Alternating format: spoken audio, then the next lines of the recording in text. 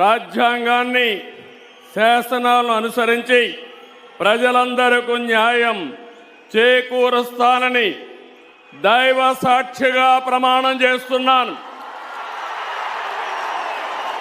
నేను నారా చంద్రబాబు నాయుడు అనే నేను